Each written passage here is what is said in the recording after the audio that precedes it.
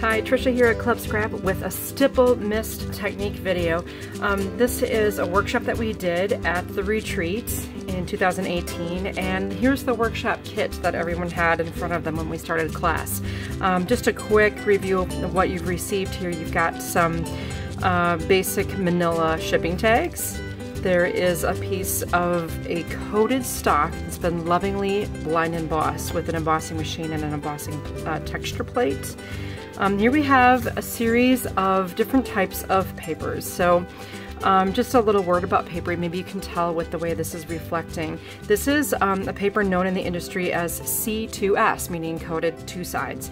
And there's just more of a shiny coat on this paper. It's the same type of paper that I used to emboss this for you. So if you want to make more embossed samples, go ahead and emboss this, and you can do the technique with this as well. And I just find that the mists that we have respond differently to different types of papers, so it's worth just experimenting. Then you've got a great big pile of just an economy mixed media paper, and you can buy certainly higher qualities, but just for classroom use, just this economy is great for experimentation. There's also a matte finish C2S, so that means it's coated on both sides and it has a less glossy finish than the other. Got a piece of bakery tissue here, a cotton string, jump ring. And here's the coolest part about the outcome from this workshop. It's not really a project, but it's a resource. So I have listed all the techniques we'll be doing together with the stipple mists, of which you received a 4-pack in your kit in the retreat in a box. You received 4, but we actually have a total of 10 colors. You can see these have been used quite a bit. They're very well loved, and so that's what we're going to be using. Of course, I'm storing them in the Bottle Boutique, and this one has been adapted with the really nice high quality spinner thing. I can't remember what we called it.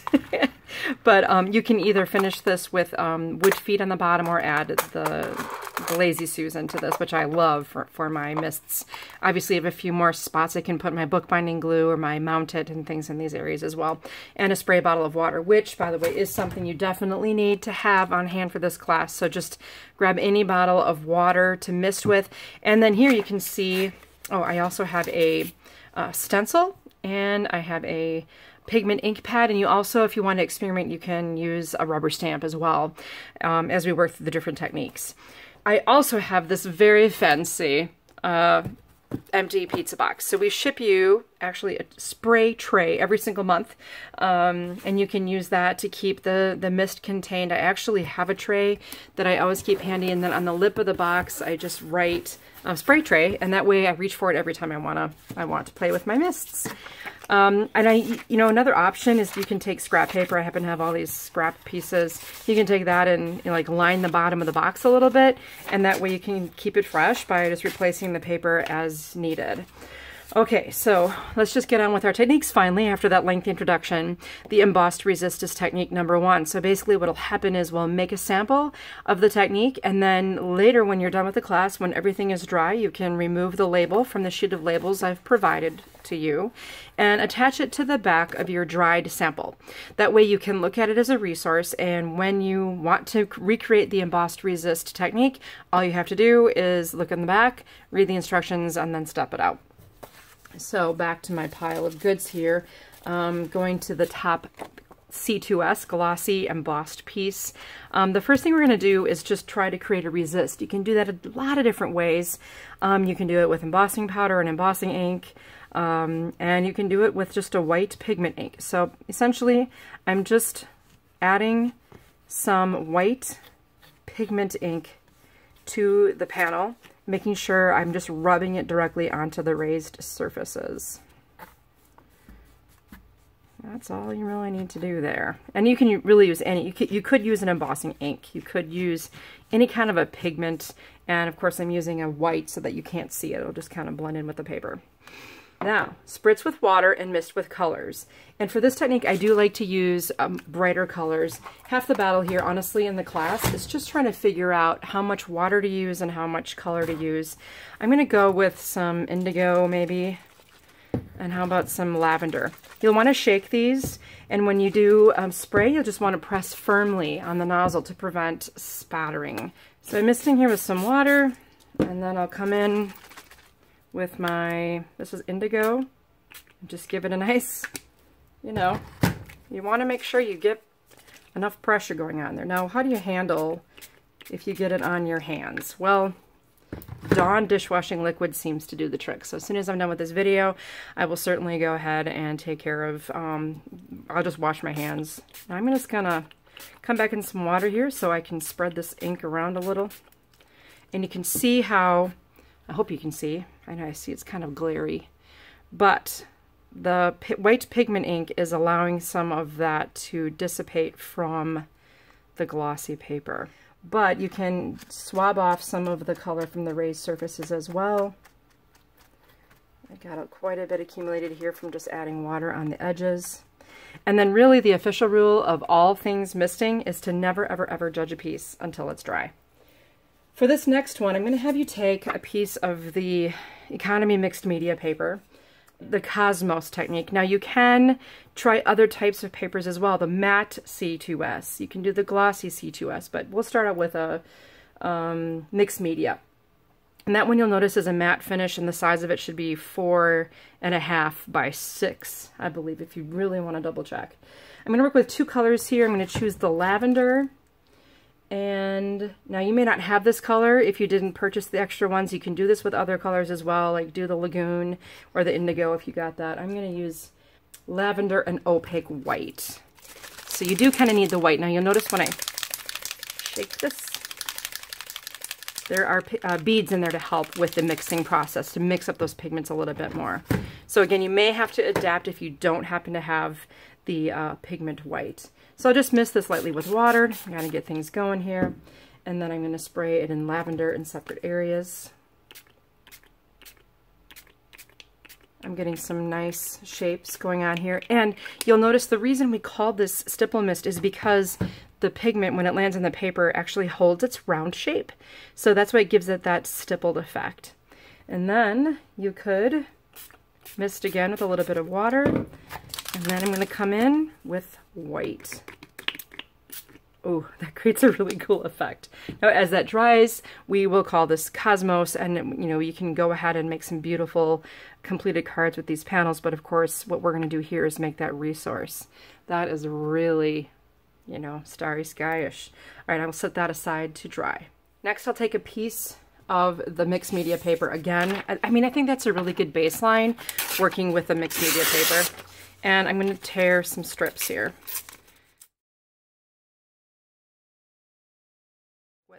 And you know, with the release of the Gone Wild collection, I think this is a great way to make some faux zebra artwork, just with these stripes. Now what you're going to find out here is what happens when water is involved and when water isn't involved.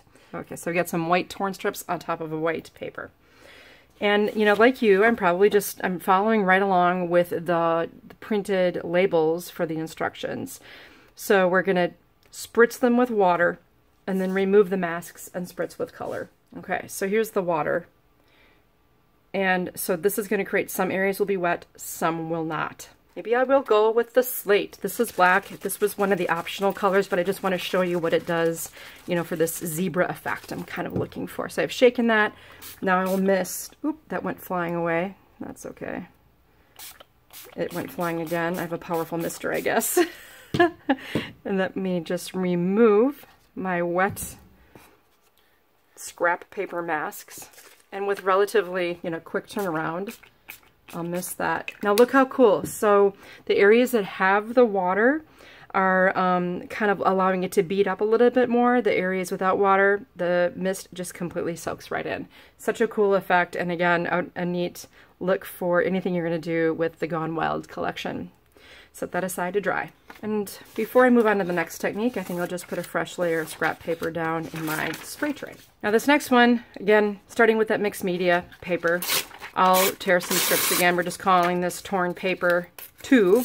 And by the way, I want to absolutely credit Julie Heyer for being a great help to me in just experimenting with the product and helping develop some of these techniques.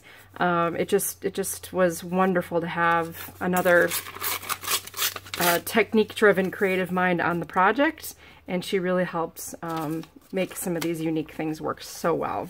Okay, so now I'm doing some stripes again. This time I'm working vertically just for something different. All right, this time we're actually just going to mist with water, and then we're going to put the mist color directly onto the paper as it is without removing the mask. And I'm going to use cherry, I think this time. I haven't used any other reds yet. All right, so this is essentially a mask. I'll go ahead and mist with water. And then cherry. Notice I'm just allowing the color to build up a little bit. I find in class the students that were more willing to use more color had some better results to a point. If you use too much color, you just have a big soupy mess. Oh, that looks really nifty. I like it. Very, very fun. Yeah, that'll make a cool background. Love it. So a direct mask versus this like ghosting mask, you can see that just the differences of the layers with the moisture versus layers without as this is starting to dry. Before I set this aside, another thing you can do is now go back and spray all over with another color. I'll choose yellow. Ooh, just to warm it up a little bit. That is really nice. So that's cherry and sunflower. So pretty. I'll start again with another mixed media, and this is very similar to the Cosmos, but we're just calling it whitewashed, and it allows us to use some different colors. Maybe I'll try a combination of indigo over here, and I'm not spraying it with water first. I'll go with, then I'll spray Lagoon. The instructions do say to start with water, but I think I'm looking for something where there's a little bit more absorption into the paper. And a little yellow. I kind of like that. That's a little more color. It's so fun. Then I'm just going to come in with the white. And again, if you don't have the white, you'll just have to imagine with me. And I think maybe I will add some moisture here. Just see what happens. Ooh, very, very cool. I love what the white does with water. And now you've got a really fun whitewashed look. You can do this with any color under the sun. Okay, so next I've got crumpled tissue on the menu, and I'm going to use a shiny C2S, so a shiny coated two-side. This is the one that's most reflective, and I'm also going to use this piece of bakery tissue. So I'll open it up and crumple it, then open it back up again, and crumple it one more time. Okay, and then open it. So just keep that ready, and it's the idea is to have all that texture of the wrinkles on our finished project. So the coating is what helps make that happen. That's the magic here. So I think we're going to start with water and pick 2 or 3 colors. Let's see, I haven't used a whole lot of green. Lagoon maybe, so leaf green and lagoon. We do need water, so let's get some water onto that glossy panel, and I'll hit it with some green. I'll hit it with some lagoon. Oh, that's so cool. And then I'm going to hit it with my tissue. So I'm just going to press down onto this panel. And you're just causing the mist colors to pool in different areas. Now, as I'm doing this, I just want to explain, if this is the first time playing with this and the results you're getting don't really compare with what you think I'm getting, I just want you to understand that I had a lot of time to play and experiment, and just even with how much water to use, how much color to use. Those are things that you can only learn by doing it and playing around with it. So please be patient with yourself and give things, give it some time. And I can just want to check back in with my resist, how cool this is looking now. Oh, the next one is one of my favorites, and I've chosen a stencil that was a bonus actually with the Gone Wild kit. I thought, well, I might as well use this for the ghosted stencil technique. And once again, I'll start out with my mixed media paper. I'm going to cover this with the stencil, and then I'm going to mist it with water. Now I'll be at the ready now. I'll use slate, I'll use burnt umber, and maybe some of this cantaloupe. So brown, black, and this orangey shade. So what I like about this technique, the ghosting, is that the only thing that gets on the stencil is water. There's no cleanup. It's just really super neat. Versus if you're spraying ink on your stencil, then you have to clean that up. And that's not that big of a deal, but sometimes I just like it, you know, to be a neat thing. I wonder if I have enough room to do an angle here. Okay, so I'm going to first mist this pretty generously with water. And unlike those paper masks, the stencil weighs enough to hold itself in place. Then remove the stencil. And since I'm going to try to keep track of what patterns were where. Oh my goodness, that's so cool. Oh, that is so cool. Okay, so you can see, you know, where the water was. It just causes something completely different to happen. And so these designs will transfer from your stencils onto your paper with, you know, with the ink, but without the stencil even being present. It's just the evidence of it. So the ghosted version of the stencil is there. Oh my goodness, that is so fun. All right, I'm just gonna set this aside. Again, I don't want you to think too much about it until it's completely dry so you can see how it all turned out. I'll just show you another one here, just with another color so you can kind of see how different shades work. So just another mixed media panel. And this time I'm gonna go with the indigo blue, just so you can see some variety there and how the colors react. I think the colors do respond differently. Look at that. It's just so fun. Oh man, I love this. And the power of the resist is really, really cool. I'll just put a fresh layer of paper down in here again. And we'll move on to our granite technique. And for this we're gonna use a manila tag. Super easy. No water to start. What we need are burnt umber. And you know, all of these techniques were born of, oh, that looks like this. So usually the spraying came first and the name for the technique came after. And slate. So burnt umber and slate. Then a white pigment. So we'll start with burnt umber. Just spray this directly on. And then I'll get some slate going on there. And then we'll take our white pigment. Okay, that's all there is to it. Burnt umber, slate, and white. And again, you may not have all of these colors, but you can achieve other looks like a verdigris or other types of things by combining colors. And then your substrate is always what makes a big difference in how it's going to look. Now I'm going to set this aside to dry. We'll come back and I'm going to show you how to turn this into granite. Don't let me forget. Okay, pulled string. Let's use one of these glossy and let's use a manila tag. We'll combine substrates for a little experiment here. And this is where that cotton string came in that was provided in your kit, just for you to play around with this. And you're going to need some sort of a craft sheet or just a way to protect your work surface. I'll take my string and just wind it up a little bit onto my craft sheet. And I'm going to leave a tail with which I can hang on to for the pulling. You've all seen that string pulling technique. We're just going to try this with the mists. I'll cover up part of what I want to hold on to just in case. And then I'm going to just spray this down with some color and let it cool up on the mat a little bit as well. Maybe I'll give it a little orange too, just blend up the colors a little. Look at how fun that is. I'll remove my tray for a minute. And here's my two substrates. So I think I will put this one down, the glossy down, and I will take this string and just sort of string it down onto my paper here. Cover it with this tag, put a lot of pressure down, and then I'll pull outward. Very, very cool. Okay, so you can keep your string, you can do multiple attempts and grab more ink from wherever, but you can see how the glossy just allowed it to blend and move, and whereas this really left a pretty strong outline before we started pulling the color through. And I'm sure if you did the matte finish, you'd get another different result. Fun thing is you can go back now and add additional mists of color if you'd like. Another option, I'll just take a stamp that I have on hand, which is this classic script stamp that I've had around forever and ever.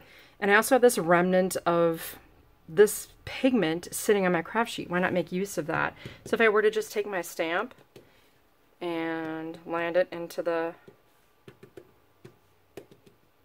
pigment here, and then I can use that as a stamp as well. So just as a reminder that you can use the string technique, and you can use the remaining color on your craft sheet to apply additional stamped images to your projects. So this was kind of like a 2 techniques in 1 sort of a thing. Okay, now the good news is that after you've kind of done all of these techniques, which we actually have, you still have a bunch of the matte finish.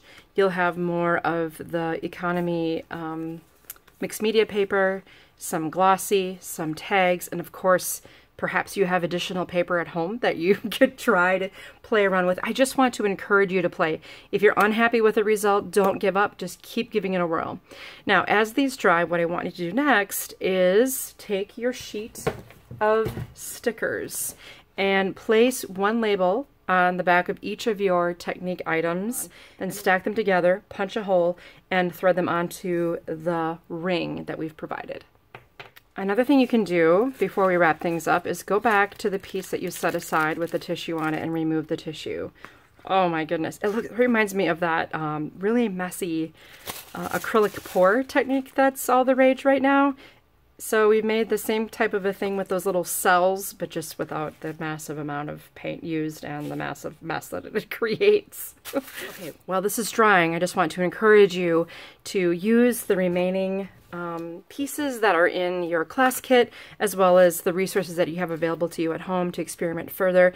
And again, maybe you only have 4 colors to play with at this juncture, but you may want to just grab more of those from the pro shop. But of course, if you've done the retreat in a box, you can also store your fun colors right in the bottle boutique tray to keep everything organized. As soon as these dry, I can add the labels to finish my little resource.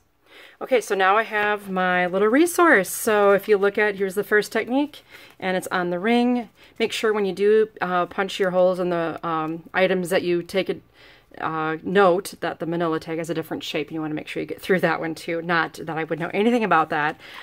So everything on the front is happening, and then on the back you can flip your instructions. You've got Cosmos, you've got torn paper number 1, you've got torn paper number 2, whitewashed. Here's your crumpled tissue, your ghosted stencil, and granite. And I realized when I was putting this together that I forgot to show you how to finish this up. So you need just a black fine tip pen and an unsteady hand. I like to kind of hold the pen from the top and just drag it across. And just let it sort of squiggle and do its thing. Have some intersecting lines and some veins coming off here and there. And make sure you go off the edge too. That'll look super cool. And now I have got granite. That turned out really neat. Here's our pulled string. And then lastly, we have our stamped mists. So keep this handy when you've got your mists in your little bottle boutique. This way you'll never lack for ideas. Perhaps I recommend an afternoon of playtime, and then once you crank out a whole bunch of art panels, you can go ahead and turn these into cards. I want to encourage you to check out Julie's blog at the Club Scrap blog about the mists. So if you just go to our blog, search mists, she made tons of card samples and great ideas, and also summarized all the different techniques with some great projects there. So be sure to check that out too. And thanks for joining me for the Stipple Mist Workshop. I hope you had fun.